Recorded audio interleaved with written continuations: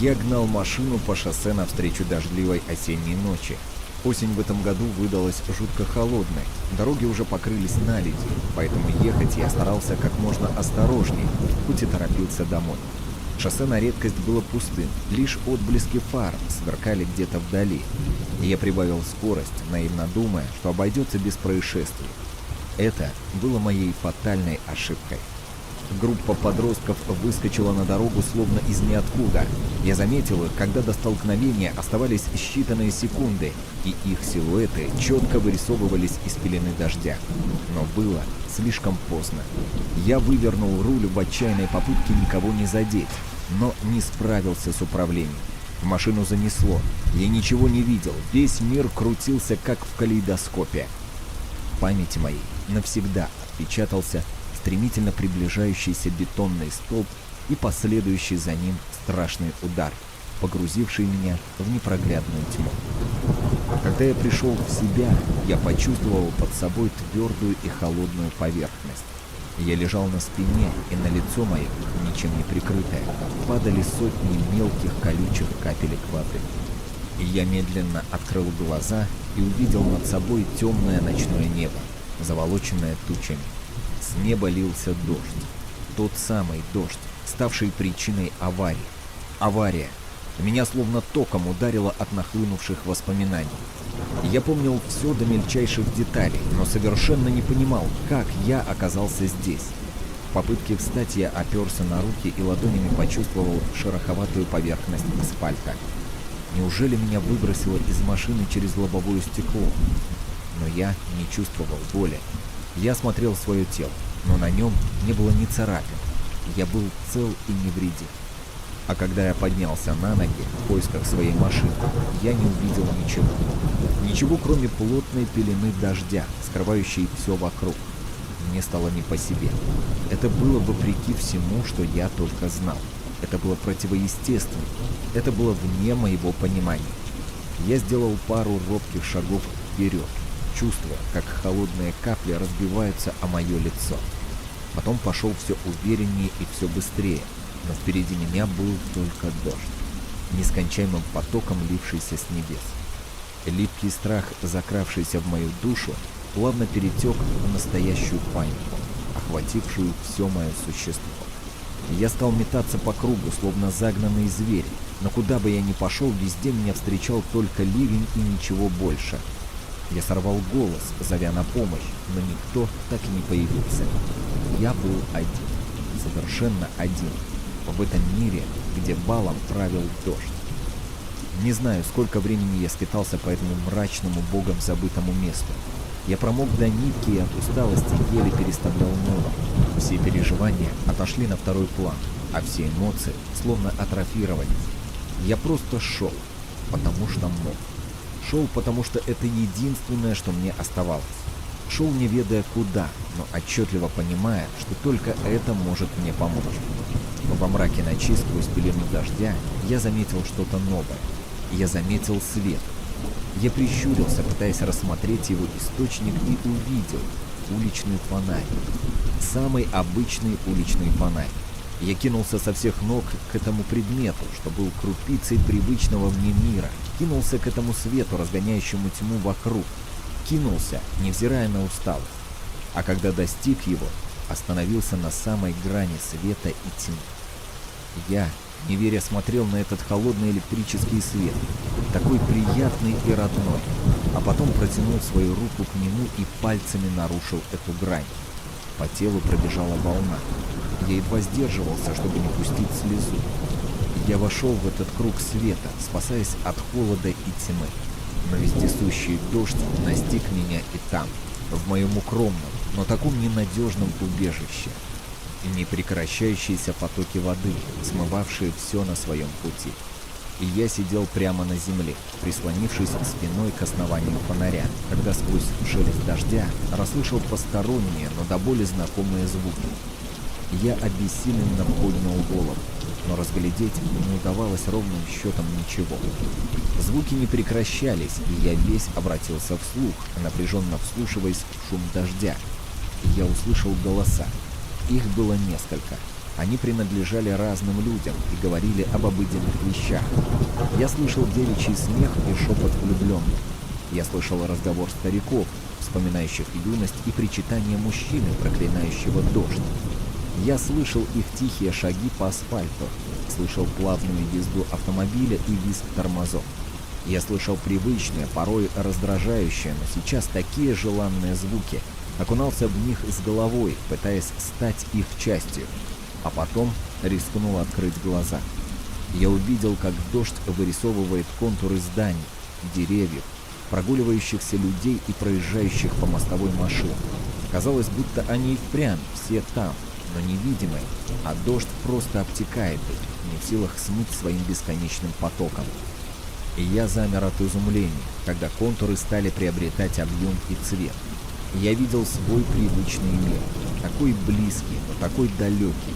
Он был призрачным, эфемерным, но он был. И я резко встал и медленно двинулся в сторону полупрозрачных деревьев.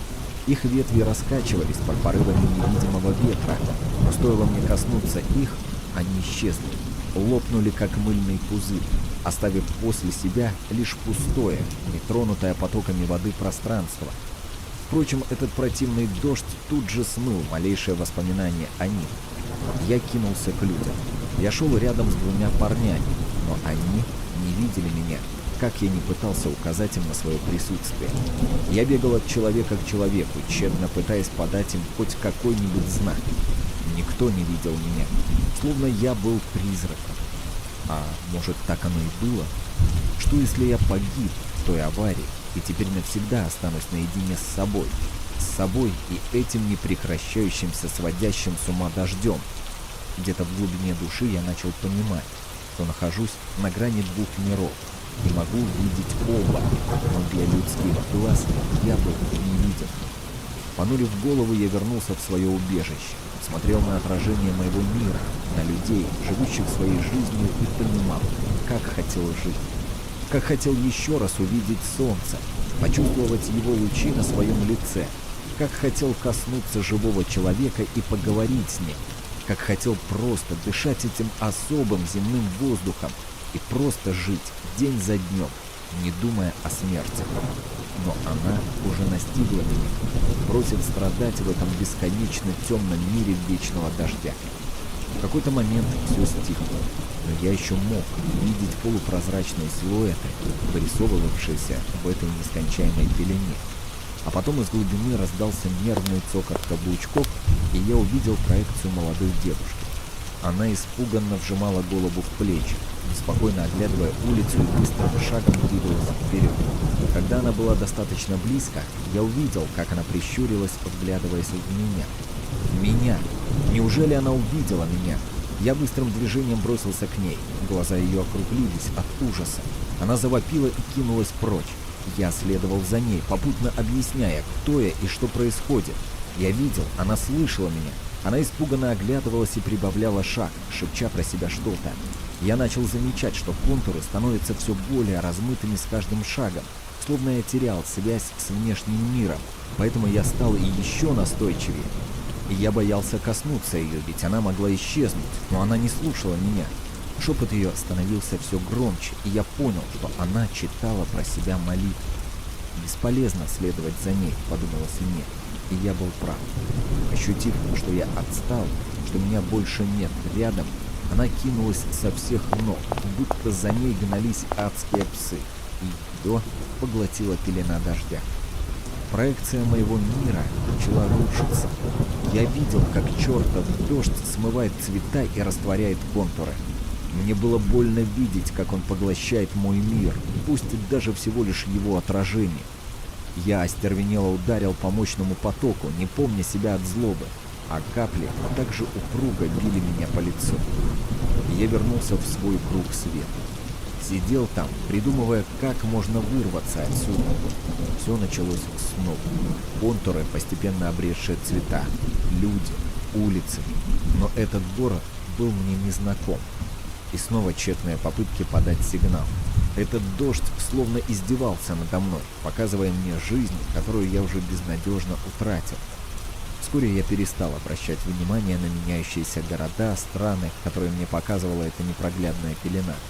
Но однажды я почувствовал чье-то присутствие, чей-то взгляд.